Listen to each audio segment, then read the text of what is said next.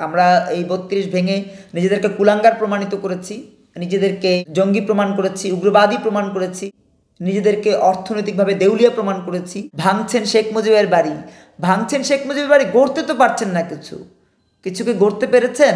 অর্থনীতিকে গড়তে পেরেছেন? আপনি আইন শৃঙ্খলা রক্ষা করতে পেরেছেন? পারেননি। প্রশাসনকে সাজাতে পেরেছেন? পারেননি। মধ্যিখানে কি করেছেন?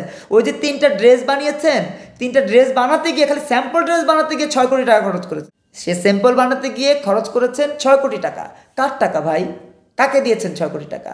3 আইটেমের 6টা ড্রেস বানাতে কি 6 কোটি টাকা খরচ হয়? আপনারা তো আরও বড় লুটেরা। এরশাদ লুটেরা ছিল, শেখ হাসিনার সময় যারা সরকার পরিচালনা তারা লুটেরা ছিল। আপনারা কি ভাই? দেশকে নিয়ে ভাবুন, আইন শৃঙ্খলা নিয়ে ভাবুন। এই ৩২-এর পিছে আর আওয়ামী লীগের পিছে না লেগে জনগণের কল্যাণের জন্য নিবেদিত হন। দ্রব্যমূল্য নিয়ে ভাবুন, দুর্নীতি নিয়ে ভাবুন।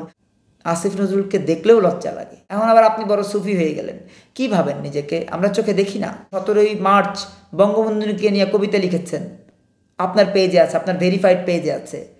যেই লোকটাকে আপনি কবিতা লিখে শ্রদ্ধা জানালেন, সেই লোকটার বাড়ি ভেঙে দিচ্ছেন। লজ্জা লাগে না? লজ্জা নাই?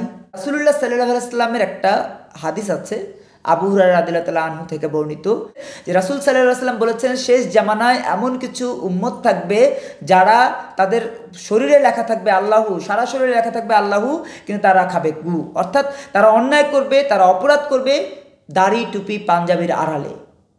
এই অন্যায় অপরাধ দুর্নীতি যারা করছে তারা এখন ইসলামের খাদেম সাজছে। আর এরাই মূলত ইসলামের সবচেয়ে বড় শত্রু। এরা দেশকে বিশ্বাস করে না, এরা দেশের স্বাধীনতাকে বিশ্বাস করে না, এরা মানবতা বিশ্বাস করে না, এরা সভ্যতা বিশ্বাস করে না, এরা শিক্ষায় শিক্ষিত হয় না। সুশিক্ষায় শিক্ষিত কোনো মানুষ বইয়ের দোকানে হামলা চালাতে পারে না। সুশিক্ষায় শিক্ষিত কোনো মানুষ কারো বাড়ি ভেঙে ফেলতে পারে না। আমার স্বাধীনতা, স্বাধিকার, সার্বভৌমত্বকে যারা অস্বীকার করে, তারা পিনাকিদের মতো বিধর্মীদের কথায় উস্কানিতে আমার ইতিহাস ধ্বংস করতে চায়। সুশিক্ষায় শিক্ষিত কোনো মানুষ মব করতে পারে না। অর্থনীতির অবস্থা কি আপনারা কি জানেন? রিজার্ভ কত আছে? রিজার্ভের কথা যেমন শেখ হাসিনা যখন ছিল, গণমাধ্যমে কিন্তু ওপেনলি এসছে যে রিজার্ভ আজকে $11 বিলিয়ন, $10.5 বিলিয়ন। কিন্তু এখন কি গণমাধ্যম লেখে রিজার্ভ এখন এত বিলিয়ন ডলার? কেন লেখে না? কারণ রিজার্ভ এখন মাত্র $3 বিলিয়ন, যেটা আমাদের মাত্র 1 মাসের ব্যয় খরচ। একটা অর্থনৈতিক দেউলিয়ার মধ্যে নিয়ে যাচ্ছে, অর্থনৈতিক দেউলিয়ার মধ্যে যাচ্ছে আর আমাদেরকে ধ্বংস করছে।